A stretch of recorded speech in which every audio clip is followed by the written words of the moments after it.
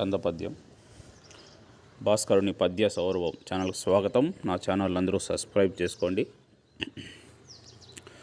గంగాధరుని దయగని నిజంగా చేసిన రచనలు జగతియు మెచ్చున్.